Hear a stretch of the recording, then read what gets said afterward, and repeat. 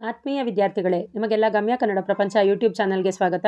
ಈ ದಿನ ನಾವು ಬೆಂಗಳೂರು ವಿಶ್ವವಿದ್ಯಾನಿಲಯದ BCA 2ನೇ ಸೆಮಿಸ್ಟರ್ನ SCP ಸಿಲೆಬಸ್ನ ಅಡಿಯಲ್ಲಿರುವಂತಹ ದೇವರು ಕಚ್ಚಿದ ಸೇಬು ಪಾಠದ ಸಾರಾಂಶವನ್ನು ತಿಳಿಯೋಣ.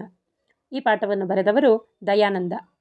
ಇಲ್ಲಿರುವಂತಹ ನರೇಟರ್ಗೆ ಈ ಔಟ್ಸ್ಟೇಷನ್ ಒನ್ ಡೇ ಮೀಟಿಂಗ್ ಅಂದರೆ ಸಖತ್ತು ಬೇಜಾರಾಗಿತ್ತು. ಏಕೆ ಅಂತಂದರೆ ಬೆಳಗ್ಗೆ 4 ಗಂಟೆಗೆ ಎದ್ದೇಳಬೇಕು, ತೂಕುಡಿಸ್ಕೊಂಡೇ ಹಲ್ಲುಜ್ಬೇಕು, ಸ್ನಾನ ಮುಗಿಸ್ಬೇಕು. ಇಷ್ಟ ಇಲ್ಲದೆ ಹೋದರೂ ಸೂಟ್ ಒಳಗೆ ತನ್ನನ್ನು ತಾನು ತೂರಿಸ್ಕೊಂಡು ಹೆಗಲಿಗೆ ಲ್ಯಾಪ್ಟಾಪ್ ಬ್ಯಾಗನ್ನು ಹಾಕ್ಕೊಂಡು ಏರ್ಪೋರ್ಟಿಗೆ ಓಡಬೇಕಾಗಿತ್ತು. ಹಾಗಾಗಿ ಈ ಔಟ್ಸ್ಟೇಷನ್ ಮೀಟಿಂಗ್ ಅಂದರೆ ಆತನಿಗೆ ಮೀಟಿಂಗಿಗಿಂತ ಅಲ್ಲಿ ಹೋಗುವಂತಹ ಪ್ರಯಾಣದ ಬಗ್ಗೆನೇ ತಲೆನೋವು ಹೆಚ್ಚಾಗಿರ್ತಿತ್ತು. ಚೆನ್ನೈ, ಹೈದರಾಬಾದು, ಕೊಚ್ಚಿ ಅಲ್ಲೆಲ್ಲ ಆದರೆ ಹೇಗೋ ನಡೆದ್ಬಿಡ್ತಿತ್ತು. ಆದರೆ ಡೆಲ್ಲಿ, ಮುಂಬೈ, ಕಲ್ಕತ್ತಾದಲ್ಲಿ ಮೀಟಿಂಗ್ ಇದೆ ಅಂತಂದರೆ ಒಂದಿನ ಸ್ಟೇ ಮಾಡೋದಕ್ಕೆ ಕೂಡ ಕಂಪನಿಯವರೇನು ವ್ಯವಸ್ಥೆ ಮಾಡಿಕೊಡ್ತಾ ಇರಲಿಲ್ಲ. ಒಂದು ವೇಳೆ ಹಾಗೆ ಮಾಡಿದರೆ ಕಂಪನಿ ಏನಾದ್ರು ಮುಳುಗೋಗ್ತಿತ್ತಾ ಅನ್ನೋವಂಥದ್ದು ಇಲ್ಲಿ ಈ ವ್ಯಕ್ತಿಯ ಪ್ರಶ್ನೆ ಆಗಿರ್ತಿತ್ತು. ಅಲಾರಾಮ್ನ ಕರ್ಕಶ ಸದ್ದಿಗೆ ಎಚ್ಚರ ಆಗಿಬಿಟ್ಟು ಮೊಬೈಲ್ ತೆಗೆದುಕೊಂಡಾಗ ಆಲ್ರೆಡಿ 5-6 ಮೆಸೇಜ್ ಅದರಲ್ಲಿ ಬಂದುಬಿಟ್ಟಿತ್ತು. ಮಧ್ಯರಾತ್ರಿಯಿಂದ ಬೆಳಗಿನ ಜಾವದವರೆಗೂ ಆಗೊಂದು ಈಗೊಂದು ಅಂತ ಮೆಸೇಜ್ಗಳು ಬಿಟ್ಟು ಬರ್ತಾನೇ ಬಂದಿತ್ತು. ಒಂದು ನಂಬರ್ನಿಂದ ಬಂದ ಈ ಮೆಸೇಜ್ಗಳನ್ನ ಒಂದೊಂದಾಗಿ ತೆಗಿತಾ ಹೋಗ್ತಾರೆ. ಮೊದಲನೇ ಮೆಸೇಜಲ್ಲಿ ನಾನು ನಿನ್ನ ಜೊತೆ ಮಾತಾಡಬೇಕು, ಕಾಲ್ ಮಾಡಲಾ ಅಂತ ಇರುತ್ತೆ. ಅರ್ಧ ಗಂಟೆ ಬಿಟ್ಟು ಬಂದಿರೋ ಮತ್ತೊಂದು ಮೆಸೇಜಲ್ಲಿ ಹೆಂಡತಿ ಮಕ್ಕಳ ಜೊತೆ ಮಲಗಿರ್ತೀಯಾ ಅನಿಸುತ್ತೆ, ಈಗ ಮಾತಾಡೋದು ಸರಿಯಲ್ಲ ಅಂತ ಬಂದಿರುತ್ತೆ. ಮತ್ತೆ 1 ಗಂಟೆ ಆದಮೇಲೆ 3ನೇ ಮೆಸೇಜ್ ಬರುತ್ತೆ. ಅಲ್ಲಿ ಇದೆಲ್ಲ ಸಾಕಾಗಿದೆ, ನನಗೆ ಹಿಂಸೆ ಆಗ್ತಿದೆ, ಬದುಕು ಅನ್ನೋದು ತುಂಬ ಗೊಂದಲ ಅನ್ನಿಸ್ತಾ ಇದೆ ಅಂತ ಬರುತ್ತೆ. ಮತ್ತು ಕೊನೆಯದಾಗಿ 4 ಗಂಟೆ ಟೈಮಲ್ಲಿ ಬಂದಂತಹ ಮೆಸೇಜಲ್ಲಿ ಐ ಆಮ್ ಸಾರಿ ಬಟ್ ಮನಸ್ಸು ಮಾತಾಡಬೇಕು ಅಂತ ಕೇಳ್ತಾ ಇದೆ ಅಂತ ಹೇಳಿ ಬಂದಿರುತ್ತೆ. ಇಲ್ಲಿ ಅದನ್ನು ಮನಸ್ಸು ಮಾತಿಗಾಗಿ ಹಸಿತಿದೆ ಅಂತ ಹೇಳಿ ಕರೀತಾರೆ. ಅಂದರೆ ಮನಸ್ಸು ಮಾತಾಡಬೇಕಂತ ಕಾಯ್ತಾ ಇದೆ ಅನ್ನೋವಂತಹ ಅರ್ಥವನ್ನು ಅದು ತಿಳಿಸ್ಕೊಡುತ್ತೆ. 7:20ಕ್ಕೆ ಅವತ್ತಿನ ಫ್ಲೈಟ್ ಡಿಪಾರ್ಚರ್ ಟೈಮ್ ಇರುತ್ತೆ. ಹಾಗಾಗಿ 7 ಗಂಟೆಗೆ ಕಡ್ಡಾಯವಾಗಿ ಚೆಕ್ ಇನ್ ಆಗಲೇಬೇಕು ಅನ್ನೋಂತಹ ಎಚ್ಚರಿಕೆ ಮೆಸೇಜು ಏರ್ಲೈನ್ಸ್ನಿಂದ ಬರ್ತಾನೇ ಇತ್ತು. ಅಯ್ಯೋ ಆಗಲೇ 4:15 ಆಗೋಯ್ತಲ್ಲ ಅಂತ ಹೇಳಿಬಿಟ್ಟು ಕೈಯಲ್ಲಿದ್ದಂತಹ ಮೊಬೈಲ್ನ ಹಾಸಿಗೆ ಮೇಲೆ ಎಸ್ದು ಬಚ್ಚಲು ಮನೆಗೆ ಓಡಿ ಕೊರಿಯೋ ನೀರಲ್ಲೇ ಸ್ನಾನ ಮುಗಿಸಿ ರೆಡಿಯಾಗಿ ಡ್ರೈವರ್ಗೆ ಕಾಲ್ ಮಾಡ್ತಾರೆ. ಕಾಲ್ ಮಾಡಿದ್ರೆ ಡ್ರೈವರು ನಾನು 4 ಗಂಟೆಗೆ ಬಂದಿದ್ದೀನಿ ಸರ್ ಬನ್ನಿ ಅಂತ ಹೇಳ್ತಾನೆ. ಸೂಟು ಬೂಟು ಹಾಕ್ಕೊಂಡು ಅರ್ಜೆಂಟಲ್ಲಿ ಕಾರು ಹತ್ತಿ ಹಿಂದೆ ಸೀಟಲ್ಲಿ ಕೂತ್ಕೋತಾರೆ. ಯಾಕೆ ಅಂತಂದರೆ ಮುಂದೆ ಸೀಟಲ್ಲಿ ಕೂತ್ಕೊಂಡ್ರೆ ಡ್ರೈವರ್ಗೂ ನಿದ್ದೆ ಬಂದುಬಿಡ್ಬೋದೇನೋ ಅನ್ನೋಂತಹ ಒಂದು ಇಚ್ಛೆಯಿಂದ ಹಿಂದೆ ಕೂತ್ಕೋತಾರೆ. ಇನ್ನೇನು ನಿದ್ದೆ ಆಗ್ತಾನೆ ಸಣ್ಣಗೆ ಹತ್ತುತ್ತಾ ಇತ್ತು. ಅಷ್ಟೊತ್ತಿಗೆ ಒಂದೇ ಸಮ ಬಂದಿದ್ದಂತಹ ಮೆಸೇಜ್ಗಳ ನೆನಪಾಗುತ್ತೆ ವ್ಯಕ್ತಿಗೆ. ಕಣ್ಬಿಟ್ಟು ಆ ಮೊಬೈಲ್ನ ತೆಗಿತಾರೆ. ಯಾವುದೋ ಅನ್ನೋನ್ ನಂಬರ್ ಆಗಿರುತ್ತೆ. ಮೆಸೇಜ್ ಮಾಡಿರೋ ಅಂತಹ ಜೀವ ಕೊನೆಗೆ ಅವರ ಹೆಸರನ್ನು ಕೂಡ ಹಾಕಿರೋದಿಲ್ಲ. ಹೆಸರು, ಊರು, ಕುಲ, ಗೋತ್ರ ಮತ್ತೊಂದು ಯಾವುದಾದ್ರೂ ಬರೆದಿದ್ರೆ ನೆಮ್ಮದಿಯಾಗಿರ್ತಿತ್ತು. ಬಟ್ ಅಲ್ಲಿ ಯಾವುದೂ ಇರಲಿಲ್ಲ. ಹಾಗಾಗಿ ಅದೊಂಥರ ತಲೆಗೆ ಹುಳ ಬಿಟ್ಟಂಗೆ ಇತ್ತು. ಸರಿ, ಇದು ಯಾರು, ಹೆಣ್ಣೋ ಗಂಡೋ, ಏನು ಇವ್ರ ಸಮಸ್ಯೆ, ಏನು ಕೆಲಸ, ಯಾಕೆ ಜೀವನದ ಬಗ್ಗೆ ಇವ್ರಿಗೆ ಇಷ್ಟೊಂದು ಜಿಗುಪ್ಸೆ ಬಂದುಬಿಟ್ಟಿದೆ ಅಂತ ಇದು ರಾತ್ರಿಯೆಲ್ಲ ಸುಮ್ಮನೆ ಕೂತ್ಕೊಂಡು ಒಂದಾದ್ಮೇಲೆ ಒಂದು ಕಳಿಸಿರೋ ಮೆಸೇಜೋ, ಅಥವಾ ಸಿಪ್ ಎಣ್ಣೆ ಕುಡಿಯುತ್ತಾ ಕಳಿಸಿರೋ ಮೆಸೇಜೋ, ಅಥವಾ ನನಗೆ ಮಾತ್ರ ಈ ಮೆಸೇಜ್ಗಳು ಬಂದಿದೆಯೋ, ಅಥವಾ ಸಿಕ್ಕೋರಿಗೆಲ್ಲ ಈ ಮೆಸೇಜ್ ಹೋಗ್ಬಿಟ್ಟಿದೆಯೋ, ಮಾಡೋದನ್ನೆಲ್ಲ ಮಾಡಿ ಇಷ್ಟೊತ್ತಿಗೆ ನಿದ್ದೆ ಮಾಡಿ ತೆಪ್ಪಗೆ ಬಿದ್ಕೊಂಡಿದ್ದಾರೋ, ಯಾರಿದು ಅನ್ನುವಂತಹ ಪ್ರಶ್ನೆಗಳು ಸರಣಿ ರೀತಿಯಲ್ಲಿ ಒಂದಾದ್ಮೇಲೊಂದು ಮೂಡ್ತಾ ಹೋಯಿತು. ಹೀಗೆ ಆ ವ್ಯಕ್ತಿ ಮಾತಾಡ್ಕೊಂಡಿದ್ದು ಸಣ್ಣಗೆ ಡ್ರೈವರ್ ಕಿವಿಗೂ ಬಿತ್ತು ಅನಿಸುತ್ತೆ. ಅವನು ತಿರುಗಿ ನೋಡಿ ಅವ್ರ ಮುಖ ನೋಡಿ ನಕ್ಕು ಮತ್ತೆ ಹಾಗೆ ಮುಂದೆ ತಿರುಗ್ತಾನೆ. ಇಷ್ಟಾಗೋ ಹೊತ್ತಿಗೆ 5 ಗಂಟೆ 50 ನಿಮಿಷ ಬೆಳಗಿನ ಜಾವ ಆಗಿರುತ್ತೆ. ಇನ್ನೂ ಬೀದಿ ದೀಪಗಳೇ ಆರಿರಲಿಲ್ಲ.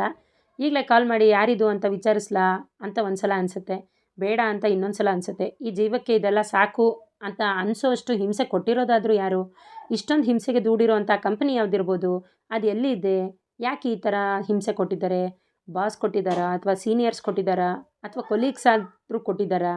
ಹಾಗೆಲ್ಲ ಅಷ್ಟೊಂದು ಹಿಂಸೆ ಕೊಡ್ತಾರೆ ಅಂದರೆ ಅವರು ಎಂಥ ನಿಷ್ಕರುಣಿಗಳಿರ್ಬೋದು, ಎಷ್ಟು ಕ್ರೂಯಲ್ ಇರ್ಬೋದು. ಅರೆ ಇದೇನು ಆ ಜೀವದ ಹಿಂಸೆ ಮಾತ್ರ ಅಲ್ಲ, ಎಲ್ಲ ಕಂಪ್ನಿಗಳಲ್ಲೂ ಇದೇ ತಾನೇ ಇರೋದು ಅಂತ ಅವರೇ ಸಮಾಧಾನವನ್ನು ಕೂಡ ಮಾಡ್ಕೋತಾರೆ. ಮುಂದೆ ಬರ್ತಿದ್ದಾನೆ ಅಂತಂದರೆ ಅಂಥವ್ರ ಕಾಲಿಡಿದು ಎಳೆಯೋದು, ಬೆಳೀತಿದ್ದಾನೆ ಅಂದರೆ ಅವ್ರನ್ನ ಕೆಳಗಡೆಗೆ ಗುಂಡಿ ತೋಡಿಸಿ ಬೀಳಿಸೋದು, ಬಾಸ್ಗೆ ಚಾಡಿ ಚುಚ್ಚೋದು, ದಾರಿಗೆ ಮುಳ್ಳೆಸೆಯೋದು, ಇದೆಲ್ಲ ಒಂದು ಕಂಪನಿ ಸಮಸ್ಯೆ ಏನಲ್ವಲ್ಲ, ಎಲ್ಲ ಕಂಪನಿಗಳ ಹಣೆ ಬರನೂ ಇಷ್ಟೇ ಅಲ್ವಾ. ಆದರೆ ಅದನ್ನು ಕಾಮನ್ ಆಗಿ ತಗೊಳ್ಳದೆ, ಲೈಟಾಗಿ ತಗೊಳ್ಳದೆ, ಯಾಕೆ ಇಷ್ಟೊಂದು ಹೆವಿಯಾಗಿ ಈ ಜೀವ ಹಚ್ಕೊಂಡಿದೆ, ಅದು ಮಧ್ಯರಾತ್ರಿಲಿ ಮೆಸೇಜ್ ಮಾಡೋವಷ್ಟು ಅಂತ ಹೇಳಿ ಈ ವ್ಯಕ್ತಿನೂ ಕೂಡ ತಲೆ ಕೆಡಿಸ್ಕೋತಾರೆ. ಆದರೂ ಆ ಒಂದು ವಿಚಾರ ಈ ನರೇಟರ್ನ ಮನಸ್ಸಿನಿಂದ ಹೋಗಲಿಲ್ಲ. ಮಾಡ್ತಿದ್ದ ಹಾಗೆ ಏರ್ಪೋರ್ಟು ಹತ್ತಿರ ಆಗ್ಬಿಡುತ್ತೆ. ಮೇಲಿಂದ ಕೆಳಗೆ ಇಳಿತಿರೋಂಥ ವಿಮಾನಗಳೆಲ್ಲ ಕಣ್ಮುಂದೆನೇ ಕಾಣುತ್ತೆ. ನವೆಂಬರ್ ಆಗಿದ್ದರೂ ಕೂಡ ಎಲ್ಲೂ ಚಳಿಯ ಸುಳಿವಿರಲಿಲ್ಲ. ಇಬ್ಬನಿ ಅಂತೂ ನೆಲಕ್ಕೆ ಇಳಿತಾನೆ ಇರಲಿಲ್ಲ. ಏರ್ಪೋರ್ಟಲ್ಲಿ ಇಳಿದಾಗ 6:20 ಆಗಿತ್ತು. ಬೆಳಗಿನ ಸಮಯದ ಟ್ರಾಫಿಕ್ ಕಡಿಮೆ ಅಲ್ಲ, ಹಾಗಾಗಿ ಡ್ರೈವರ್ ಅರ್ಧ ಗಂಟೆ ಬೇಗನೆ ಬಂದಿದ್ದಾನೆ ಅಂತ ಅಂದ್ಕೊಂಡು ಡಿಪಾರ್ಚರ್ ಗೇಟ್ಗೆ ಓಡಿ ಹೋಗ್ತಾರೆ. ಏರ್ ಟಿಕೆಟು, ಫೋಟೋ ID ಎಲ್ಲ ತೋರಿಸಿ ಒಳಗೆ ಹೋಗ್ತಾರೆ. ಸೆಲ್ಫ್ ಚೆಕ್-ಇನ್ ಕಿಯೋಸ್ಕ್ ಮುಂದೆ ನಿಂತು ಬುಕ್ಕಿಂಗ್ ರೆಫರೆನ್ಸ್ ನಂಬರ್ನ ಟೈಪ್ ಮಾಡಿ ಬೋರ್ಡಿಂಗ್ ಪಾಸ್ ಕಿತ್ಕೊಂಡು ಸೂಟ್ ಒಳಜೇಬಲ್ಲಿ ಇಟ್ಕೋತಾರೆ. ಪಕ್ಕದ ಪುಟ್ಟ ಬುಟ್ಟಿಯಲ್ಲಿದ್ದಂತಹ ಟ್ಯಾಗ್ ತೆಗೆದು ಬ್ಯಾಗ್ಗೆ ತಗಲಾಕ್ತಾರೆ. ಸೆಕ್ಯೂರಿಟಿ ಚೆಕ್ಗೆ ಬಂದಾಗ ಉದ್ದಕ್ಕೆ ಬೆಳೆದುಕೊಂಡಿದ್ದ ಸಾಲು ನೋಡಿ ಗಾಬರಿ ಆಗ್ಬಿಡುತ್ತೆ. ಅಷ್ಟರಲ್ಲೇ ಮೊಬೈಲು ಠಣ್ ಅಂತ ಸದ್ದು ಮಾಡಿತು. ಏರ್ಲೈನ್ಸಿಂದ ಮೆಸೇಜ್ ಬಂದಿತ್ತು. ತೆರೆದು ನೋಡಿದರೆ ಡೆಲ್ಲಿಯ ಫ್ಲೈಟ್ ಅರ್ಧ ಗಂಟೆ ಡಿಲೇ ಇದೆ ಅಂತ ಮೆಸೇಜ್ ಇತ್ತು. ಅದನ್ನ ನೋಡಿದಾಗ ಮನಸ್ಸಿಗೆ ಏನೋ ಒಂಥರ ಅಬ್ಬಾ ಇನ್ನೂ ಅರ್ಧ ಗಂಟೆ ಟೈಮ್ ಇದೆ ಅನ್ನೋಂಥ ಸಮಾಧಾನ ಆಯಿತು. ನಿಧಾನವಾಗಿ ಬೋರ್ಡಿಂಗ್ ಗೇಟ್ಗೆ ಹೋದರೂ ಕೂಡ ಅಲ್ಲೂ ಕೂಡ ಜನ ಇದ್ದರು. ಅಲ್ಲಿ ಸಾಲಲ್ಲಿ ನಿಂತ್ಕೊಳ್ತಾರೆ. ಡಿಲೇ ಅನ್ನೋ ಸಮಯನೂ ಸರಿಯಾಗಿ ಬಂತು. ಬೋರ್ಡಿಂಗ್ ಓಪನ್ ಅಂದಮೇಲೆ ಅಲ್ಲೊಂದು ಸಾಲು ಹುಟ್ಕೊಳ್ಳೇಬೇಕಲ್ವ, ಹಾಗೆ ಇತ್ತು. ಕೊನೆ ಸೀಟ್ ನಂಬರ್ ಅವನು ಮುಂದೆ ಬನ್ನಿ, ಆರಂಭದ ಸೀಟ್ ನಂಬರ್ ಅವರು ಹಿಂದೆ ಹೋಗಿ ಅಂತ ಹೇಳಿ ಅಲ್ಲಿದ್ದಂತಹ ಏರ್ ಹೋಸ್ಟೆಸ್ ಅನೌನ್ಸ್ ಮಾಡಿದ್ಲು. ಈ ಅನೌನ್ಸ್ಗೂ ತನಗೂ ಯಾವುದೇ ಸಂಬಂಧ ಇಲ್ಲ ಅನ್ನುವಂತೆ ಸುಮ್ಮನೆ ಸಾಲು ಹಾಗೇ ನಿಂತ್ಕೊಂಡ್ಬಿಟ್ಟಿತ್ತು. ಇವ್ರ ಹಣೆ ಬರಾನೇ ಇಷ್ಟು ಅನ್ನೋ ಹಾಗೆ ಆಕೆ ಬೋರ್ಡಿಂಗ್ ಪಾಸ್ ಎಂಟ್ರಿ ಮಾಡಿಕೊಂಡು ಒಬ್ಬೊಬ್ಬರನ್ನ ಏರ್ ಬಸ್ ಕಡೆಗೆ ಕಳಿಸ್ತಾ ಇದ್ಲು. ಸಾಲು 3/4 ಗಂಟೆ ಆದಮೇಲೆ ಒಂದು ಕಡೆಗೆ ಬಂದು ನಿಂತ್ಕೊಳ್ಳುತ್ತೆ. ಆಗ ಈ ನರೇಟರ್ನ ಸರದಿಯೂ ಕೂಡ ಬರುತ್ತೆ. ಬೋರ್ಡಿಂಗ್ ಪಾಸ್ ಎಂಟ್ರಿ ಮಾಡ್ಕೊಂಡಂತಹ ಆಕೆ ವೆಲ್ಕಮ್ ಅಂತ ಹೇಳಿ ಒಂದು ಮುಗುಳ್ನಗೆಯನ್ನು ಬೀರ್ತಾಳೆ. ಥ್ಯಾಂಕ್ ಯು ಎಂದು ಲಿಫ್ಟ್ ಏರಿ ಏರ್ ಬಸ್ ಒಳಗೆ ಹೋಗುವಾಗ ಬಾಗಿಲಲ್ಲಿ ನಿಂತಿದ್ದಂತಹ ಇನ್ನೊಬ್ಬ ಆಕೆ ಕೈ ಮುಗಿದು ಬೆನ್ನನ್ನು ಬಗ್ಸಿ ವೆಲ್ಕಮ್ ಸರ್ ಅಂತ ಹೇಳಿ ಕರೀತಾಳೆ. ಆಕೆಯ ಸಣ್ಣ ನಗುವಿನೊಂದಿಗೆ ವೆಲ್ಕಮ್ ಹೇಳಿದರೆ ಸಾಕಾಗಿತ್ತು. ಕೈ ಮುಗಿದು ನಡು ಬಗ್ಗಿಸಿದ್ದು ಅಯ್ಯೋ ಯಾಕಪ್ಪ ಇಷ್ಟೊಂದು ಪ್ಲೀಸಿಂಗ್ ಆಗಿರ್ತಾರೆ ಇವರು ಅನ್ನೋಂತಹ ಮಟ್ಟಿಗೆ ನರೇಟರ್ಗೆ ಅನಿಸುತ್ತೆ. ಈ ವ್ಯಕ್ತಿ ಅವರ ಸೀಟ್ ಕಡೆಗೆ ಹೋಗುವಂಥ ಸಂದರ್ಭದಲ್ಲಿ ಅದಾಗಲೇ ಕಿಟಕಿ ಪಕ್ಕದಲ್ಲಿ ಒಂದು ಹುಡುಗಿ ಸೀಟ್ ಹಿಡಿದು ಕೂತ್ಕೊಂಡು ಖುಷಿಯಿಂದ ಆಚೆ ಕಡೆ ನೋಡ್ತಾ ಇದ್ಲು. ಬೆಳಗಿನ ಎಳೆ ಬಿಸಿಲು ಅವಳ ಕೆನ್ನೆ ಮೇಲೆ ಬಿದ್ದು ಹೊಳಿತಾ ಇತ್ತು. ಇವರು ಎಕ್ಸ್ಕ್ಯೂಸ್ ಮೀ ಅಂತ ಕೇಳಿದ್ದು ಸಹಿತ ಅವಳಿಗೆ ಕೇಳಿಸ್ಲಿಲ್ಲ. ಕೇಳಿಸಿದ್ರು ಕೂಡ ನಾನು ಯಾಕೆ ಕಿಟಕಿ ಸೀಟ್ನ ಬಿಟ್ಕೊಡ್ಬೇಕು ಅನ್ನೋಂತಹ ಅರ್ಥದಲ್ಲಿ ಆಕೆ ಕೂತಿದ್ಲು.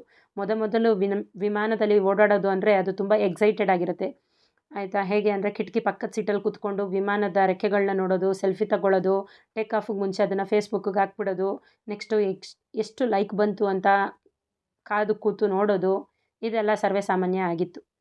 ಆ ಹುಡುಗಿ ಸಂಭ್ರಮ ಹಾಳು ಮಾಡಬಾರ್ದು ಅಂದ್ಬಿಟ್ಟು ಮಧ್ಯದ ಸೀಟಲ್ಲೇ ಈ ವ್ಯಕ್ತಿ ಕೂತ್ಕೊಂಡು ಸೀಟ್ ಬೆಲ್ಟನ್ನು ಹಾಕ್ಕೊಳ್ತಾರೆ.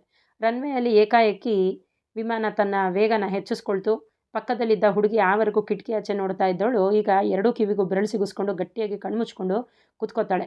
ವಿಮಾನ ಭೂಮಿ ಬಿಟ್ಟು ಮೇಲೆ ಇರೋಂಥ ಸಂದರ್ಭದಲ್ಲಂತೂ ಉಸಿರು ಎದೆ ಮೇಲ್ಭಾಗಕ್ಕೆ ಬಂದು ನಿಂತಂಗೆ ಅನ್ನಿಸ್ಬಿಡುತ್ತೆ. ಕಿವಿ ಮುಚ್ಚುತ್ತೆ, ಎದೆ ನಡಗೋದಕ್ಕೆ ಶುರುವಾಗುತ್ತೆ. ಪ್ರತಿ ವಿಮಾನ ಪ್ರಯಾಣದಲ್ಲೂ ಹೀಗೆ ಆಗುತ್ತೆ. ಮೇಲೇರಿದ ಬಳಿಕ ಕೆಳಗೆ ಇಳಿಯೋವರೆಗೂ ಜೀವದ ಮೇಲೆ ನಂಬಿಕೆ ಇರಲ್ಲ.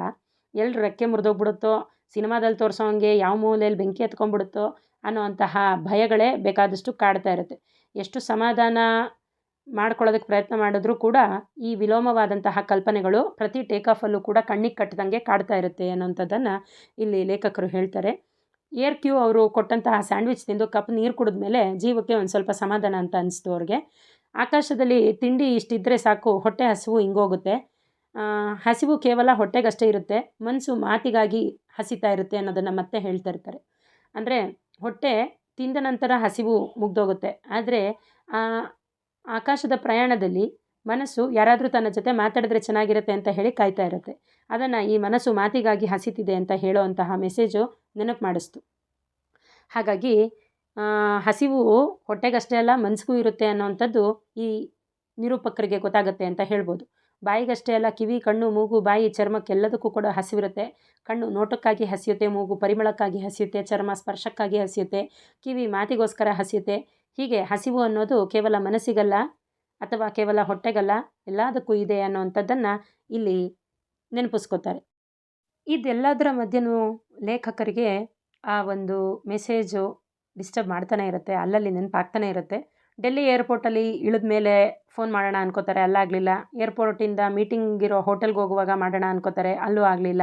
ಸರಿ ಲಂಚ್ ಟೈಮಲ್ಲಿ ಮಾಡೋಣ ಅಂತ ಅನ್ಕೋತಾರೆ, ಅಲ್ಲೂ ಆಗಲಿಲ್ಲ. ಇನ್ನೇನು ಲಂಚ್ ಟೈಮಲ್ಲಿ ಫೋನ್ ಮಾಡೋಣ ಅಂತ ಅಂದ್ಕೊಳ್ಳೋಷ್ಟು ಟೈಮ್ಗೆ ಅಲ್ಲಿನ ಈಶಾನ್ಯ ವಲಯದ ಡಿವಿಷನಲ್ ಮ್ಯಾನೇಜರ್ ಬಂದುಬಿಟ್ಟು ಹಲೋ ಸರ್ ಹವರ್ ಯು ಅಂತ ಹೇಳಿ ಮಾತಾಡಿಸ್ತಾನೆ. ಆತ ದಪ್ಪ ದೇಹದವನಾಗಿದ್ದ, ಬೋಳು ತಲೆಯವನಾಗಿದ್ದ. ಹಾಗಾಗಿ ಅಗಲವಾದಂತಹ ₹1 ಕಾಯಿನ ಅಂತಹ ರೀತಿಯಲ್ಲಿ ಕುಂಕುಮನ ಇಟ್ಕೊಂಡಿದ್ದ. ಅವನ್ನ ನೋಡಿದ ಮೇಲೆ ನನ್ನ ಜೊತೆ ಲಂಚಿಗೆ ಜಾಯ್ನ್ ಆಗಿ ಅಂತ ಹೇಳಿದೆ ತಡ ಅವರು ಕೂಡ ಲಂಚ್ಗೆ ಜಾಯ್ನ್ ಆಗ್ತಾರೆ. ಹವರ್ ಯು ಅಂತ ಕೇಳಿದಾಗ ಫೈನ್ ಸರ್ ಅಂತ ಹೇಳಿ ಬಾಯಿಗೆ ಸಲಾಡ್ ಹಾಕ್ಕೊಂಡು ಕಷ್ಟಪಟ್ಕೊಂಡು ಹೇಳ್ತಾನೆ. ಹಾಗೆ ಬಂದು ಲಂಚ್ಗೆ ಜಾಯ್ನ್ ಆದಂಥ ವ್ಯಕ್ತಿ ಊಟಕ್ಕೆ ಕೂತ್ಕೊಂಡವನು ಮಾತಾಡಿ ವ್ಯವಹಾರದ ವಿಚಾರನ ಬೇರೆ ತೆಗಿತಾನೆ. ಸೌತಲ್ಲಿ ಬಿಸ್ನೆಸ್ ತುಂಬ ಪುವರ್ ಆಗಿದೆಯಂತೆ, ಹೋಗಲಿ ಬಿಡಿ, ಅದಕ್ಕೆ ನೀವೇನು ಮಾಡೋಕ್ಕಾಗುತ್ತೆ, ನೀವಿನ್ನ ಅಸಿಸ್ಟೆಂಟ್ ಮ್ಯಾನೇಜರ್ ಅಲ್ವಾ ಅಂತ ಹೇಳಿ ಮಾತಾಡ್ತಾನೆ. ಇದು ಅವನ್ನ ಕೆಣಕ್ತಿದ್ದಾನೋ ಅಥವಾ ಅಣಕಿಸ್ತಾ ಇದ್ದಾನೋ ಅನ್ನೋ ಅಂಥದ್ದು ನಿರೂಪಕರಿಗೆ ಅಥವಾ ಲೇಖಕರಿಗೆ ಇಲ್ಲಿ ಗೊತ್ತಾಗಲ್ಲ. ಅನುಮಾನದಲ್ಲೇ ಅವರು ಅದು ಹಾಗಲ್ಲ, ಈ ಪ್ರಾಡಕ್ಟ್ಸೇ ಸೌತಲ್ಲಿ ಅಂಥ ಮಾರ್ಕೆಟ್ ಇಲ್ಲ ಅಂತ ಹೇಳ್ತಾರೆ. ಇದು ಇಲ್ಲಿನ ಜನಕ್ಕೆ ಬೇಕು, ಆದರೆ ಅಲ್ಲಿನ ಜನಕ್ಕೆ ಬೇಕೇ ಬೇಕು ಅನ್ನುವಷ್ಟೇನಿಲ್ಲ ಅಂತ ಹೇಳಿ ತಮ್ಮ ಒಂದು ಕೆಲಸವನ್ನು ಸಮರ್ಥಿಸ್ಕೊಳ್ತಾರೆ. ಅದೇ ಆ ಬೇಕು ಅನ್ನೋದರ ಜಾಡು ಹಿಡಿದೇ ನಾವು ವ್ಯವಹಾರ ಬೆಳೆಸ್ಬೇಕಾಗಿರೋದಲ್ವಾ. ಬೇಡ ಅನ್ನೋದು ನಮಗೆ ಬೇಕಾಗಿಲ್ಲ. ಜನ ಹಾಗೇನೆ, ಅವ್ರು ಯಾವಾಗಲೂ ಪುವರ್ ಕಾಮನ್ ಪೀಪಲ್ ಇದ್ದಾರಲ್ಲ, ಅವ್ರು ಹಾಗೇನೆ. ಆದರೆ ನಾವು ಅವರಿಗೆ ರುಚಿ ಹತ್ತಿಸ್ಬೇಕು. ಅದಕ್ಕೆ ತಾನೇ ಕಂಪನಿ ನಮಗೆ ಹಣ ಕೊಟ್ಟು ಸಾಕ್ತಾ ಇರೋದು. ಅದು ಇದು ಅಲ್ಲ, ಕಂಪನಿ ಪ್ರಾಡಕ್ಟ್ ಅಂತ ನಮ್ಮ ಕೈಗೆ ಸಗಣಿ ಕೊಟ್ಟರು ಕೂಡ ನಾವು ಅದನ್ನು ಬೆಣ್ಣೆ ಮುದ್ದೆ ಅನ್ನೋ ಥರನೇ ಮಾರಾಟ ಮಾಡಬೇಕು. ಅದೇ ಅಲ್ವಾ ವ್ಯವಹಾರದ ಟೆಕ್ನಿಕ್ ಅಂತ ಹೇಳ್ತಾರೆ. ಅದೇ ಅಲ್ವಾ ಮಾರ್ಕೆಟಿಂಗ್ ಅನ್ನೋ ಅಂಥದ್ದನ್ನ ಹೇಳ್ತಾರೆ. ಡಿವಿಷನ್ ಹೆಡ್ ಹೇಳಿದಂತಹ ಈ ಮಾತಿಗೆ ಲೇಖಕರು ಏನು ಹೇಳಬೇಕು ಅಂತ ಗೊತ್ತಾಗದೆ ಅವರ ಮುಂದಿನ ಮಾತಿಗಾಗಿ ಕಾಯ್ಕೊಂಡು ಸುಮ್ಮನಾಗ್ತಾರೆ. ಇದನ್ನು ಅರ್ಥ ಮಾಡ್ಕೊಂಡವನೇ ಅವನು ಬಾಯಿ ತೆಗಿತಾನೆ. ಹಾಗೆ ನೋಡಿದ್ರೆ ಬಿಸ್ನೆಸ್ ಅನ್ನೋದು ನಮ್ಮಿಂದ ಹೆಚ್ಚಾಗೋದಲ್ಲ, ಅದು ದೇವ್ರ ದಯೆ. ನಾವಿಲ್ಲಿ ನಿಮಿತ್ತ ಆಟಗಾರರಷ್ಟು ಮಾತ್ರನೇ. ಕಾಣದ ಶಕ್ತಿ ಇದನ್ನೆಲ್ಲ ಒಂದು ಲಯದಲ್ಲಿ ನಡೆಸುತ್ತೆ, ಬ್ಯಾಲೆನ್ಸ್ ಮಾಡ್ತಿದೆ. ಎಂತೆಂಥ ದೊಡ್ಡ ವಿಜ್ಞಾನಿಗಳೆಲ್ಲ ಸೇರಿ ಸ್ಯಾಟಲೈಟ್ ಮಾಡಿದ್ರು ಲಾಂಚ್ ಮಾಡೋದಕ್ಕೆ ಮುನ್ನ ಇಸ್ರೋದವರು ತಿರುಪತಿಯಲ್ಲಿ ಯಾಕೆ ಪೂಜೆ ಮಾಡಿಸ್ತಾರೆ ಹೇಳಿ ಅಂತ ಹೇಳಿ ಒಂದು ಹುಚ್ಚು ನಗೆಯನ್ನು ನಗ್ತಾನೆ. ಅವನು ದೇವರನ್ನು ಲೇವಡಿ ಮಾಡ್ತಿದ್ದಾನೋ ಅಥವಾ ದೇವರ ಜೊತೆಗೆ ಇವನಿಗೆ ಅತಿಯಾದ ಸಲುಗೆ ಇದೆಯಾ ಗೊತ್ತಿಲ್ಲ ಅನ್ನುವಂತಹ ರೀತಿಯಲ್ಲಿ ಈ ನಿರೂಪಕರು ಗೊಂದಲಕ್ಕೆ ಬೀಳ್ತಾರೆ. ಆ ಡಿವಿಷನಲ್ ಹೆಡ್ ಮಾತನ್ನು ಮುಂದುವರಿಸಿ ಮತ್ತೆ ಹೇಳ್ತಾನೆ, ನೋಡಿ, ಆಗೋದು ಬಿಡೋದು, ಇರೋದು ಇಲ್ಲದೆ ಇರೋದು ಎಲ್ಲ ಅವ್ರವ್ರ ನಂಬಿಕೆ. ಕಂಪ್ಯೂಟರ್ ಕಾಲದಲ್ಲೂ ಯಾಕೆ ಇಷ್ಟೊಂದು ದೇವಸ್ಥಾನಗಳು ಹುಟ್ಕೋತಿವೆ ಹೇಳಿ? ಅದು ನಂಬಿಕೆ. ಆ ನಂಬಿಕೆನೇ ಇವತ್ತಿನ ಎಲ್ಲ ಪ್ರಾಡಕ್ಟ್ಗಳ ಮಾರ್ಕೆಟಿಂಗ್ ಬೇಸಿಕ್ ಥಿಂಗ್ ಆಗಿರುತ್ತೆ. ಕ್ರೀಮ್ ಹಚ್ಕೊಂಡು ಮಾತ್ರಕ್ಕೆ ಚರ್ಮ ಬೆಳಗಾಗ್ಬಿಡಲ್ಲ ಅನ್ನೋ ಸತ್ಯ ಎಲ್ರಿಗೂ ಗೊತ್ತು. ಆದರೂ ಅದನ್ನು ಯಾವುದೋ ಒಂದು ರಥಸಂಕಲ್ಪ ಮಾಡಿದವ್ರಂಗೆ ಹಚ್ಕೋತಾರೆ. ಯಾಕೆ ಹೇಳಿ? ನಂಬಿಕೆ. ಆಗುತ್ತೆ ಅಂತಲ್ಲ, ಆಗ್ಬೋದು ಅಂತನೂ ಅಲ್ಲ, ಏನೋ ಒಂದು ಆಸೆ. ಈ ಮಿಥ್ಯೆ ಅಂತಾರಲ್ಲ, ಅದು ಸತ್ಯದ ಪಕ್ಕದ ಸೀಟಲ್ಲೇ ಕೂತಿರುತ್ತೆ. ಅಂದರೆ ಮಿಥ್ಯೆ ಅಂದರೆ ಸುಳ್ಳು. ಈ ಸುಳ್ಳು ಸತ್ಯದ ಪಕ್ಕದ ಸೀಟಲ್ಲೇ ಕೂತಿರುತ್ತೆ. ಮಿಥ್ಯೆ ಕೂಡ ಸತ್ಯದ ಹಾಗೇ ಇರುತ್ತೆ. ಗೊತ್ತಿಲ್ಲದವ್ರ ವಿಷಯ ಬಿಡಿ, ಅದು ಮಿಥ್ಯೆ ಅಂತ ಗೊತ್ತಿರೋರು ಕೂಡ ಅದನ್ನೇ ಅಪ್ಕೊಂಡು ಮುದ್ದಾಡ್ತಾರೆ. ಯಾಕೆ ಅಂದರೆ ಸತ್ಯದ ಅಪ್ಪುಗೆಗಿಂತ ಸುಳ್ಳು ಅಂದರೆ ಮಿಥ್ಯದ ಅಪ್ಪುಗೆನೇ ಯಾವಾಗಲೂ ಹಿತವಾಗಿರುತ್ತೆ. ಪಕ್ಕದಲ್ಲಿ ಕೂತಿರೋ ಸತ್ಯ ಇರುತ್ತಲ್ಲ, ಅದು ಈ ಬಗ್ಗೆ ಯಾವಾಗಲೂ ಬೇಸರನೇ ಮಾಡ್ಕೊಳ್ಳೋದಿಲ್ಲ. ಅದಕ್ಕೆ ಒಂದು ಧೈರ್ಯ ಇರುತ್ತೆ. ಎಲ್ಲಿವರೆಗೂ ಸತ್ಯ ಸುಳ್ಳಿನ ಬಗ್ಗೆ ಬೇಜಾರು ಮಾಡ್ಕೊಳ್ಳೋದಿಲ್ವೋ ಅಲ್ಲಿವರೆಗೂ ಮಾತ್ರ ನಾವು ನೀವೆಲ್ಲ ನೆಮ್ಮದಿಯಾಗಿ ಮಾರ್ಕೆಟಿಂಗ್ ಮಾಡ್ಕೊಂಡಿರೋದಕ್ಕೆ ಸಾಧ್ಯ ಆಗುತ್ತೆ ಅಂತ ಹೇಳಿ ಭಾಷಣನ ಮುಗಿಸ್ತಾನೆ ಆ ಡಿವಿಷನಲ್ ಹೆಡ್. ಸುಸ್ತಾಯ್ತೋ ಏನೋ ಗೊತ್ತಿಲ್ಲ, ಸತ್ಯ ಹೇಳಿ ಮುಗಿಸಿದಂತಹ ಆಯಾಸದಲ್ಲೋ ಏನೋ ಗೊತ್ತಿಲ್ಲ, ಒಂದು ಗ್ಲಾಸ್ ನೀರು ಪೂರ್ತಿ ಕುಡಿದು ಉಶ್ ಅಂತ ಉಸಿರು ಬಿಡ್ತಾನೆ. ಆಫ್ಟರ್ ಲಂಚ್ ಮೀಟಿಂಗು ಸ್ಟಾರ್ಟ್ ಆಗಿಬಿಡೋದಕ್ಕೆ ಮುಂಚೆನೇ ಬೋರ್ಡ್ ರೂಮ್ ಸೇರ್ಕೋಬೇಕು ಅನ್ನೋಂಥ ಅರ್ಜೆಂಟಲ್ಲಿ ಎಲ್ಲರೂ ಊಟ ಮುಗಿಸ್ಬಿಟ್ಟು ಬೇಗ ಎದ್ದು ಟಾಯ್ಲೆಟ್ ಕಡೆಗೆ ಹೋಗ್ತಾರೆ. ಆದರೆ ಈ ವ್ಯಕ್ತಿ ಮಾತ್ರ ಇನ್ನೂ ಸಲಾಡ್ ತಿಂತಾನೆ ಕೂತಿದ್ದ. ಇನ್ನೂ ಏನೋ ಹೇಳ್ತಾನೆ ಕೂತೇ ಇದ್ದರೆ ಅಂತ ಹೇಳಿಬಿಟ್ಟು ಈ ಲೇಖಕರು ಕೂಡ ಇವನ ಮಾತು ಕೇಳ್ಕೊಂಡಿದ್ರೆ ರಾತ್ರಿ ಫ್ಲೈಟು ಕೂಡ ಮಿಸ್ ಆಗಿಬಿಡುತ್ತೆ ಅನ್ನೋಂತಹ ಧಾವಂತದಲ್ಲಿ ಅವರು ಕೂಡ ಎದ್ದು ಟಾಯ್ಲೆಟ್ ಕಡೆಗೆ ನಡೀತಾರೆ. ಮೀಟಿಂಗ್ ಮುಗಿದು ಹೋಟೆಲಿಂದ ಹೊರಗಡೆ ಬಂದಾಗ ಸಂಜೆ 7 ಗಂಟೆ ಆಗಿರುತ್ತೆ. 8:30ಕ್ಕೆ ಮತ್ತೆ return flight. General meeting, product meeting, presentation ಅಂತ ಹೇಳಿ ದಿನ ಇಡೀ ತಲೆ ಸಿಡಿದು ಹೋಗ್ಬಿಟ್ಟಿತ್ತು. ಪಾರ್ಕಿಂಗಲ್ಲಿ ಮತ್ತೆ ಸಿಕ್ಕಂತಹ ಆ ಡಿವಿಷನಲ್ ಮ್ಯಾನೇಜರು ಕಾಲ್ಕಾಜಿ ಮಂದಿರಕ್ಕೆ ಹೋಗ್ತಿದ್ದೀನಿ, ಬರ್ತೀರಾ ಅಂತ ಕೇಳ್ತಾನೆ. ಫ್ಲೈಟ್ನ ಕಾರಣ ಕೊಟ್ಟು ಮುಂದೆ ಹೋಗಿದ್ರೂ ಆಗ್ತಿತ್ತು, ಆದರೆ ನನಗೆ ಇಂಟ್ರೆಸ್ಟ್ ಇಲ್ಲ ಅಂತ ಹೇಳಿ ಲೇಖಕರು ಸುಮ್ಮನಾಗ್ತಾರೆ. ಈ ಮಾತಿಗೆ ಅವನು ಸಣ್ಣದೊಂದು ಮತ್ತೆ ಭಾಷಣ ಆರಂಭಿಸ್ತಾನೇನೋ ಅಂತ ಭಯ ಪಟ್ಕೊಳ್ತಾ ಇದ್ರು, ಅದು ಹಾಗೇನೆ ಆಗಿಬಿಡುತ್ತೆ. ಈ ದೇವಸ್ಥಾನಗಳಿಗೆ ಹೋಗೋ 70% ಜನಕ್ಕೆ ಇಂಟ್ರೆಸ್ಟೇ ಇರೋದಿಲ್ಲ, ಆದರೂ ಹೋಗ್ತಾರೆ. ನಾವು ಎಷ್ಟೇ ಬೆಳೆದ್ರೂ ನಮ್ಮೊಳಗೊಬ್ಬ ಸಾಧಾರಣ ಮನುಷ್ಯ ಇರ್ತಾನಲ್ಲ, ಅವನ ಮನಸ್ಸು ಯಾವಾಗಲೂ ಹುಳಿ. ದೇವರು, ಭಕ್ತಿ, ನಂಬಿಕೆ, ಪ್ರೀತಿ ಇದಕ್ಕೆಲ್ಲ ಈ ಸಾಧಾರಣ ಮನುಷ್ಯನೇ ಕಾರಣ. ಈ ಸಾಧಾರಣ ಮನುಷ್ಯ ನಮ್ಮೊಳಗೆ ಯಾವತ್ತು ಸಾಯ್ತಾನೋ ಆವತ್ತು ನಮ್ಮ ಬದುಕು ಡ್ರೈ ಆಗೋಗ್ಬಿಡುತ್ತೆ ಕಣ್ರಿ. ಅದಕ್ಕೆ ಏನೇ ಆದರೂ ಆ ಸಾಧಾರಣ ಮನುಷ್ಯನ ನಾವು ಕಳ್ಕೊಬಾರ್ದು ಅಂತ ಹೇಳಿ ಇಂಡೈರೆಕ್ಟಾಗಿ ದೇವಸ್ಥಾನಕ್ಕೆ ಬನ್ನಿ ಅಂತ ಡಿವಿಷನಲ್ ಮ್ಯಾನೇಜರು ಲೇಖಕರನ್ನ ಕರೀತಾನೆ. ಅವನು ಹೇಳಿದ್ರಲ್ಲೂ ಕೂಡ ಸತ್ಯ ಇದೆ ಅಂತ ಅನಿಸುತ್ತೆ. ತಕ್ಷಣ ಅವನ ಮಾತಲ್ಲೇ ಸತ್ಯದ ಜೊತೆಗೆ ಇದ್ದಂತಹ ಮಿಥ್ಯಾನೂ ಕೂಡ ನೆನಪಾಗುತ್ತೆ. ಈ ಹಿಂದೆ ಸುಳ್ಳು ಹೇಗೆ ಸತ್ಯವನ್ನು ಮೀರಿ ನಿಲ್ಲುತ್ತೆ ಅನ್ನೋದನ್ನ ಹೇಳಿದ್ರಲ್ಲ, ಅದು ನೆನಪಾಗುತ್ತೆ. ಇವನು ಹೇಳಿದ್ದು ಸತ್ಯನೋ ಅಥವಾ ಅದರ ಪಕ್ಕದಲ್ಲೇ ಇರೋವಂತಹ ಮಿಥ್ಯಾನೋ? ಮಿಥ್ಯ ಕೂಡ ಸತ್ಯದ ಹಾಗೆ ಇರುತ್ತೆ ಅಂತ ಅವನೇ ತಾನೇ ಹೇಳಿದ್ದು. ಅದನ್ನೆಲ್ಲ ನೆನಪಿಸ್ಕೊಂಡ ತಕ್ಷಣ ಒಂದ್ಸಲ ಮೈ ನಡುಗ್ದಂಗೆ ಆಗುತ್ತೆ. ಕಣ್ಣು ಮುಚ್ತಾರೆ. ಕಣ್ಬಿಟ್ಟಾಗ ಏರ್ಪೋರ್ಟಲ್ಲಿ ಇರ್ತಾರೆ. ಅಲ್ಲಿಂದ ಮತ್ತೆ 3 ಗಂಟೆ ವಿಮಾನ ಪ್ರಯಾಣ. ಲ್ಯಾಂಡಿಂಗ್ ಹೊತ್ತಿಗೆ ರಾತ್ರಿ 12:30 ಆಗುತ್ತೆ. ಅರೈವಲ್ನಿಂದ ಈಚೆ ಬಂದು ಆಫೀಸ್ ಕಾರ್ ಹಿಡಿದು ಹೊರಡೋ ಅಷ್ಟರಲ್ಲಿ ಗಂಟೆ ಪಾಪ 1 ಆಗಿಬಿಟ್ಟಿತ್ತು. ಮನೆಗೆ ಬಂದಾಗ ರಾತ್ರಿ 2:30. ಕಣ್ಣು ಮುಚ್ಚಿದ್ರೆ ನಿದ್ರೆನೇ ಬರ್ತಿರ್ಲಿಲ್ಲ. ಕಿವಿಲಿ ಬರೀ ಗುಯ್ ಅನ್ನುವಂಥ ಸದ್ದು, ಮನಸ್ಸಲ್ಲಿ ಏನೋ ಒಂಥರ ತಳಮಳ ಅಂದರೆ ಭಯ, ಕಣ್ಣಿಗೆಲ್ಲ ಎಂಥದ್ದೋ ಉರಿ, ತಲೆಯೆಲ್ಲ ಭಾರ ಅನ್ನಿಸ್ತಿತ್ತು. ಪ್ರತಿ 1 ಡೇ ಜರ್ನಿನೂ ಕೂಡ ಹೀಗೇ ಆಗ್ತಿತ್ತು. ತುಂಬ ಸ್ಟ್ರೆಸ್ಫುಲ್ ಆಗಿರ್ತಿತ್ತು. ಆದರೆ ಇವತ್ತು ಇನ್ನೂ ಸ್ವಲ್ಪ ಜಾಸ್ತಿನೇ ಸ್ಟ್ರೆಸ್ ಅನ್ನೋಂತೆ ಅವರಿಗೆ ಲೇಖಕರಿಗೆ ಅನ್ನಿಸ್ತಾ ಇತ್ತು. ಕಣ್ ತೆರೀತಾರೆ, ಬೆಳಗಿನ ಮೆಸೇಜ್ ನೆನಪಾಗುತ್ತೆ. ಕಾಲ್ ಮಾಡೋದಕ್ಕೆ ಬಿಡುವೆ ಸಿಗಲಿಲ್ವಲ್ಲ, ಈಗಲಾದರೂ ಒಂದು ರಿಪ್ಲೈ ಬರೆಯೋಣ ಅಂತ ಹೇಳಿ ಮೊಬೈಲನ್ನು ಕೈಗೆತ್ಕೋತಾರೆ. ಗೋಡೆಗೆ ನೇತಾಕಿದ ಗಡಿಯಾರ ಟಕ್ ಟಕ್ ಟಕ್ ಅಂತ ಸದ್ದು ಮಾಡ್ತಾನೆ 3 ಗಂಟೆಗೆ ಬಂದುಬಿಟ್ಟಿರುತ್ತೆ ಆಗಲೇ. ಈ ಕಥೆಯ ಮುಂದಿನ ಭಾಗದಲ್ಲಿ ಲೇಖಕರು ಮತ್ತು ಆ ಮೆಸೇಜ್ ಕಳಿಸಿದ್ದಂತಹ ವ್ಯಕ್ತಿ, ಅಂದರೆ ಇಬ್ಬರು ವ್ಯಕ್ತಿಗಳ ಸಂಭಾಷಣೆಯನ್ನು ನಾವಿಲ್ಲಿ ಕಾಣಬಹುದು. ಕಾಫಿ ಡೇಯ ಲಾನಿನ ಮೇಲೆ ಟೇಬಲಲ್ಲಿ ಕೂತ್ಕೊಂಡಿರ್ತಾರೆ ಇವರು. ಆ ಕಡೆಯಿಂದ ಈ ಕಡೆಗೆ, ಈ ಕಡೆಯಿಂದ ಆ ಕಡೆಗೆ ಐಷಾರಾಮಿ ಕಾರುಗಳು ಹೊರಗಡೆ ಓಡಾಡ್ತಾ ಇರ್ತವೆ. ಹಾಗಾಗಿ ಇಲ್ಲಿ ಒಬ್ಬರು ಯಾರಾದರೂ ಮಾತು ಮುಂದುವರಿಸಲಿ ಅಂತ ಹೇಳಿ ಕಾದ ಹಾಗೆ ಇರುತ್ತೆ. ಅದರಲ್ಲಿ ಮೊಬೈಲ್ ಒಳಗೆ ಮುಳುಗಿದಂತಹ ಲೇಖಕರು ಮತ್ತೆ ಅಂತ ಕೇಳಿದ್ರೆ ಇನ್ನೇನಿಲ್ಲ ಅಂತ ಹೇಳಿದಂತಹ ಒಂದು ಉತ್ತರ ಸಿಕ್ಕಿ ಬರುತ್ತೆ. ಆ ಉತ್ತರದಿಂದ ಅವರಿಗೆ ನಿರಾಸೆ ಆಯಿತೋ ಆಘಾತ ಆಯಿತೋ ಗೊತ್ತಿಲ್ಲ, ಕತ್ತೆತ್ತಿ ನೋಡ್ತಾರೆ. ಅವರು ಟೇಬಲ್ ಮೇಲಿದ್ದಂತಹ ಪೇಪರ್ಗಳನ್ನ ತಿರುಗ್ತಾ ಇದ್ರು. ಮತ್ತೆ ಇವರೇ ಮಾತನ್ನು ಮುಂದುವರಿಸಿ ಪ್ರಮೋಷನ್ ಏನಾದರೂ ಅಂತ ಕೇಳ್ತಾರೆ. ಆಗ ಆ ವ್ಯಕ್ತಿ ಇಲ್ಲ ಕಣೋ ಅನ್ನೋ ಅಂತಹ ರೀತಿಯಲ್ಲಿ ತಲೆ ಅಲ್ಲಾಡಿಸಿ ಪೇಪರನ್ನು ಮಡಚಿ ಪಕ್ಕಕ್ಕಿಟ್ಟು ದೀರ್ಘವಾದಂತಹ ಉಸಿರನ್ನು ಬಿಟ್ಟು ಮುಂದುವರಿಸ್ತಾರೆ. ನಮಗೆಲ್ಲ ಎಲ್ಲೋ ಪ್ರಮೋಷನು, ಕತ್ತೆ ದುಡ್ದಂಗೆ ದುಡಿದು ತಿಂಗಳು ಕೊನೆಗೆ ಕೂಲಿ ಎಣಿಸ್ಕೋಬೇಕಷ್ಟೆ ಅಂತ ಹೇಳ್ತಾರೆ ಆ ಗೆಳೆಯ. ಅವನ ಮಾತಲ್ಲಿ ತೀವ್ರವಾದಂತಹ ಹತಾಶೆ ಇತ್ತು ಅನ್ನುವಂಥದ್ದು ಲೇಖಕರಿಗೂ ಕೂಡ ತಿಳಿದು ಬರುತ್ತೆ. ಆದರೂ ಕೂಡ ಒಂದು ಸಣ್ಣ ನಗೆನ ಮೂಡಿಸ್ಕೊಳ್ಳುವಂತಹ ಪ್ರಯತ್ನವನ್ನು ಮಾಡ್ತಾರೆ. ಮಾಡಿ ಮಾತನ್ನು ಮುಂದುವರಿಸಿ ಹೇಳ್ತಾರೆ, ಯಾಕೋ ಇಷ್ಟೊಂದು ಡಿಪ್ರೆಸ್ ಆಗಿದೆಯಾ ಅಂತ ಹೇಳಿ ಅವನ ಕೈ ಮುಟ್ಟಿ ಹೇಳ್ತಾರೆ. ಆತ ಹತಾಶೆಯಿಂದ ನಕ್ಕು, ಡಿಪ್ರೆಸ್ ಅಲ್ಲ ಕಣೋ, ಇದೇ ನಾರ್ಮಲ್ಲು ಅಂತ ಹೇಳ್ತಾನೆ. ಜೇಬಿಂದ ಸಿಗರೆಟ್ ಪ್ಯಾಕನ್ನು ತೆಗೆದು ಹಚ್ಚಿ ಅದನ್ನು ತುಟಿಗಿಡ್ತಿರೋ ಅಂಥ ಸಂದರ್ಭದಲ್ಲೇ ಅಲ್ಲೇ ಬಂದಂತಹ waiter sorry sir no smoking ಅಂತ ಹೇಳಿ ಬೋರ್ಡ್ ಕಡೆಗೆ ಕೈ ತೋರಿಸ್ತಾನೆ. ಆದ್ದರಿಂದ ಮತ್ತೆ ಅತಿ ವಿನಯದಿಂದ ನಕ್ಕು ಆ ಸಿಗರೆಟನ್ನು ಸುಟ್ಟಿದ್ದನ್ನು ತೆಗೆದುಹಾಕಿ ಮತ್ತೆ ಪ್ಯಾಕಿಗೆ ಸೇರಿಸಿ ಇಟ್ಕೋತಾರೆ. ಅಷ್ಟೊಂದು ಹಿಂಸೆ ಅನ್ನೋದಾದರೆ ಕಂಪ್ನಿ ಚೇಂಜ್ ಮಾಡ್ಬೋದಲ್ಲ ಅಂತ ಹೇಳಿ ಲೇಖಕರು ಕೇಳ್ತಾರೆ. ಅದಕ್ಕೆ ಆ ವ್ಯಕ್ತಿ ಹೇಳ್ತಾನೆ, 8 ವರ್ಷದಲ್ಲಿ 14 ಕಂಪ್ನಿ ಚೇಂಜ್ ಮಾಡಿದ್ದೀನಿ ಅಂತ ತುಂಬ ತಣ್ಣಗೆ ಹೇಳ್ತಾನೆ. ಇದನ್ನು ನೋಡಿದಂತಹ ಲೇಖಕರು ಅವನ ಮುಖನೇ ನೋಡಿ ಅಯ್ಯಯ್ಯೋ ಹೌದಾ ಅನ್ನೋಂತಹ ರೀತಿಯಲ್ಲಿ ಅವ್ರ ಕಣ್ಣಿಗೆ ಬಂದಿದ್ದಂತಹ ನಿದ್ರೆಗಳೆಲ್ಲ ಇಳಿದೋಗ್ಬಿಡ್ತು. ಸಿಗರೆಟ್ ಸೇದಿ ಸೇದಿ ಆ ವ್ಯಕ್ತಿಯ ತುಟಿ ಕಪ್ಪಗಾಗಿದ್ದನ್ನು ನೋಡ್ತಾರೆ. ಬೆನ್ನು ಮುಂದಕ್ಕೆ ಬಗ್ಗೋಗ್ಬಿಟ್ಟಿತ್ತು. ಆ ವಯಸ್ಸಿಗಲ್ಲದೇ ಇರುವಂತಹ ಮುಪ್ಪು ಆತನನ್ನು ಕಾಡ್ತಿತ್ತು ಅನ್ನೋಂತಹ ರೀತಿಯಲ್ಲಿತ್ತು. ಮಿಸಸ್ ಏನು ಮಾಡ್ತಿದ್ದಾರೆ ಅಂತ ಲೇಖಕರು ಕೇಳ್ತಾರೆ. ಏನೂ ಇಲ್ಲ ಅನ್ನೋಂಥ ತಲೆ ಅಲ್ಲಾಡಿಸ್ತಾನೆ. ಮಕ್ಕಳ ಬಗ್ಗೆ ಅವನೇ ಹೇಳ್ತಾನೆ ಅಂತ ಕಾಯ್ತಾರೆ. ಆದರೆ ಅವನು ಏನನ್ನೂ ಕೂಡ ಹೇಳಲಿಲ್ಲ, ಇವರು ಕೂಡ ಏನನ್ನೂ ಕೂಡ ಕೇಳಲಿಲ್ಲ. ಏನೋ ಹೇಳ್ಕೊಳ್ಳೋದಕ್ಕೆ ಅವನ ಮನಸ್ಸು ಚಡಪಡಿಸ್ತಿತ್ತು ಅನ್ನೋವಂಥದ್ದು ಅರ್ಥ ಆಯಿತು. ಅದೇ ಮಾತಿಗಾಗಿ ಹಸಿದವನಂತೆ ಕೂತಿದ್ದ, ಅಂದರೆ ಏನು ಅಂತ ಯಾರು ಕೇಳಲಿ ಅನ್ನೋಂತಹ ರೀತಿಯಲ್ಲಿ ಕಾಯ್ತಿದ್ದ. ಏನಾಗ್ತಿದೆ ನಿಮಿಷ ಬಿಟ್ಟು ಮತ್ತೆ ಲೇಖಕರು ಅದೇ ಲಯದಲ್ಲಿ ಕೇಳ್ತಾರೆ. ಆಗ ಆತ ಹಿಂಸೆ ಆಗ್ತಿದೆ ಅಂತ ಹೇಳ್ತಾನೆ. ಡಿಸ್ಕ್ರಿಮಿನೇಷನ್, ಅಂತರ, ಹ್ಯೂಜ್ ಗ್ಯಾಪ್ ಅಂತ ಹೇಳಿ ಹಲ್ಲನ್ನು ಕಡಿತಾನೆ. ಅದು ಎಲ್ಲ ಕಾಲಕ್ಕೂ ಎಲ್ಲ ಕಂಪನಿಯಲ್ಲೂ ಅಥವಾ ಎಲ್ಲ ಕಡೆಯಲ್ಲೂ ಇದ್ದಿದ್ದೆ ಅಲ್ವಾ. ಬದುಕಿನ ಬಗ್ಗೆ ನಾವು ನಂಬಿಕೆನ ಇಟ್ಕೊಂಡಿರ್ಬೇಕಲ್ವ, ಹೋಪ್ ಇಟ್ಕೊಂಡಿರ್ಬೇಕಲ್ವ. ಕಾಲ ಯಾವಾಗಲೂ ಪೂರ್ತಿಯಾಗಿ ನಮ್ಮ ಮೇಲೆ ನಿಷ್ಕರುಣೆಯನ್ನು ತೋರೋದಿಲ್ಲ. ಕಾಲನೂ ಕೂಡ ಒಮ್ಮೊಮ್ಮೆ ನಮ್ಮ ಮೇಲೆ ಕೈಂಡ್ ಹಾರ್ಟೆಡಾಗಿ ವರ್ತಿಸುತ್ತೆ ಅಲ್ವಾ ಅಂತ ಹೇಳಿ ಲೇಖಕರು ಆತನ ಮುಖವನ್ನು ನೋಡ್ತಾರೆ.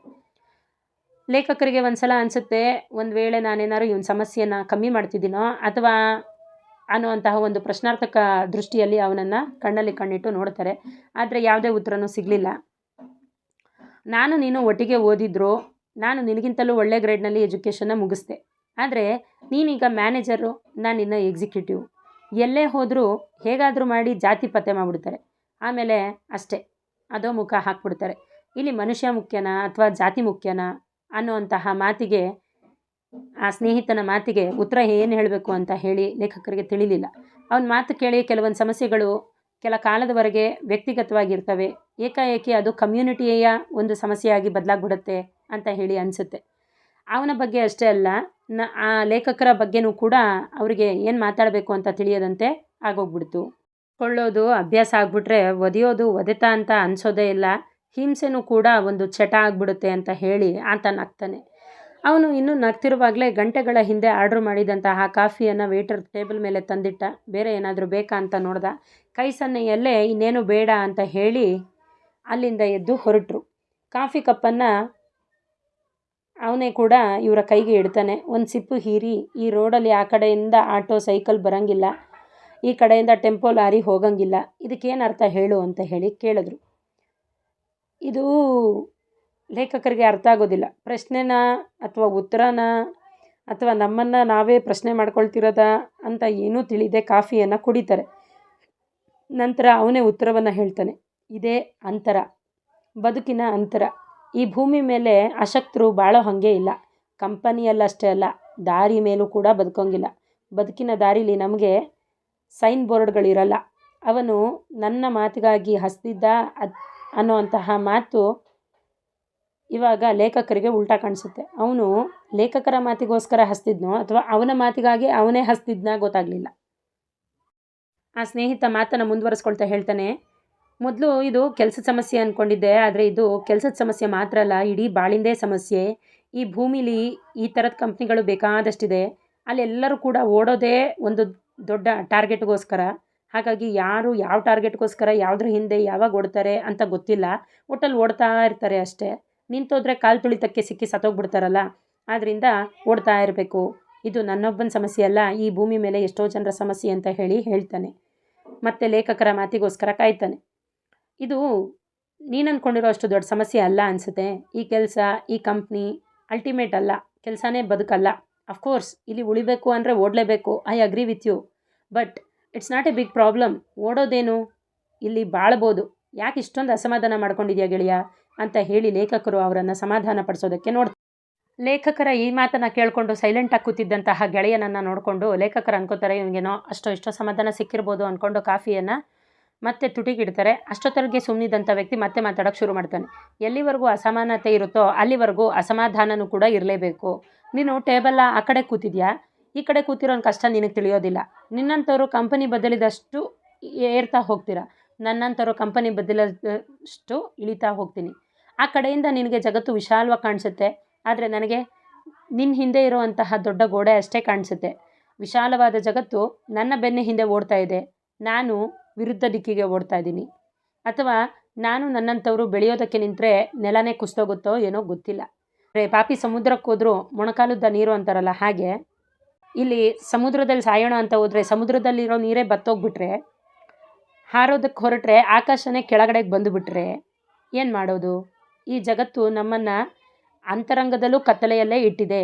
ನನ್ನಂಥವರು ಈ ನೆಲಕ್ಕೆ ಇರಬೇಕು, ಆದರೆ ಮೇಲೆ ಇರಬಾರ್ದು ಅಂತ ಹೇಳಿ ತಣ್ಣಗೆ ಕಾಫಿಯನ್ನು ಕುಡ್ದ.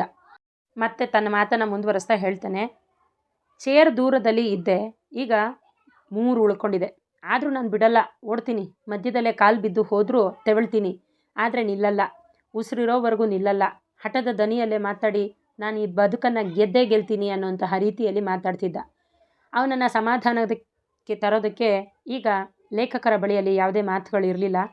7 ಚೇರ್ ದಾಟಿದ್ದೀನಿ, ಇನ್ನು ಉಳಿದಿರೋದು 4 ಚೇರು ಅಂತ ಹೇಳಿ ಕಾಫಿ ಕಪ್ಪನ್ನು ಟೇಬಲ್ ಮೇಲಿಟ್ಟು ಆಕಾಶ ನೋಡ್ದ.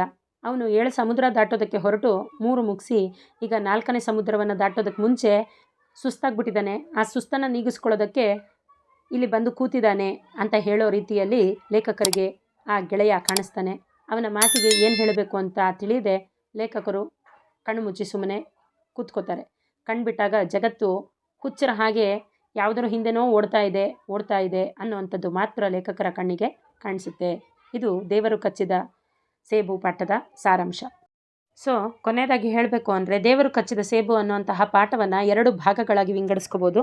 ಮೊದಲನೇ ಭಾಗದಲ್ಲಿ ಲೇಖಕರು ಔಟ್ ಸ್ಟೇಷನ್ ಮೀಟಿಂಗಿಗೆ ಅಂತ ಹೇಳಿ ಬೆಳಗ್ಗೆ ಮುಂಚೆನೇ ಎದ್ದು ರೆಡಿಯಾಗಿ ಓಡೋಗೋ ಅಂಥದ್ದು, ಡೆಲ್ಲಿಯನ್ನು ತಲುಪಿ ಅಲ್ಲಿರುವಂತಹ ಮೀಟಿಂಗನ್ನು ಮುಗಿಸೋ ಅಂಥದ್ದು, ಮತ್ತು ಬರೋ ಹೊತ್ತಿಗೆ ಅವರಿಗೆ ಬಂದಂತಹ ಮೆಸೇಜ್ ಯಾರದ್ದಿರಬಹುದು ಅಂತ ಹೇಳಿ ನೆನಪಿಸ್ಕೊಂಡು ಅವರಿಗೆ ಕಾಲ್ ಮಾಡಬೇಕು ಅಂತ ಹೇಳಿ ಯೋಚನೆ ಮಾಡುವಂಥದ್ದನ್ನು ಮೊದಲನೇ ಭಾಗದಲ್ಲಿ ಕಾಣ್ತೀವಿ. 2ನೇ ಭಾಗದಲ್ಲಿ ಅಸಿಸ್ಟೆಂಟ್ ಮ್ಯಾನೇಜರ್ ಆಗಿದ್ದಂತಹ ಲೇಖಕರು ಹಾಗೂ ಅವರ ಹಳೆಯ ಸ್ನೇಹಿತ ಇನ್ನೂ ಎಕ್ಸಿಕ್ಯೂಟಿವ್ ಆಗೇ ಉಳ್ಕೊಂಡಿರೋ ಅಂತಹ ವಿಚಾರ, ಮತ್ತು ಜೀವನದಲ್ಲಿ ಕೆಲಸದಲ್ಲಿ ಮೇಲೆ ಬರೋದಕ್ಕಾಗಿ ಆತ ಮಾಡುವಂತಹ ಪ್ರಯತ್ನ, ಆ ಪ್ರಯತ್ನಗಳಲ್ಲಿ ಜಾತಿ ಅನ್ನುವಂತಹ ಕಾರಣದಿಂದಾಗಿ ಆತ ಕಾಣುವಂತಹ ಸೋಲು, ಸಮಾಜದಲ್ಲಿರುವಂತಹ ಅಸಮಾನತೆಯಿಂದಾಗಿ ಜೀವನ ಹಿಂದೆನೇ ಉಳಿದುಕೊಳ್ಳೋ ಅಂಥದ್ದು, ಅದರಿಂದಾಗಿ ಬದುಕಿನ ಮೇಲೆ ಭರವಸೆನೇ ಹೋಗುವಂತಹ ಒಂದು ವಿಚಾರದ ಬಗ್ಗೆ ಇಲ್ಲಿ ಒಂದು ಚರ್ಚೆ ನಡೆಯೋ ಅಂಥದ್ದನ್ನು ಕಾಣಬಹುದು. ಮುಂದಿನ ಪಾಠಗಳ ವಿವರಣೆಗಾಗಿ ನಿರಂತರವಾಗಿ ಗಮ್ಯ ಕನ್ನಡ ಪ್ರಪಂಚ ಯೂಟ್ಯೂಬ್ ಚಾನಲನ್ನು ಲೈಕ್ ಮಾಡಿ, ಶೇರ್ ಮಾಡಿ, ಸಬ್ಸ್ಕ್ರೈಬ್ ಮಾಡಿ. ಧನ್ಯವಾದಗಳು.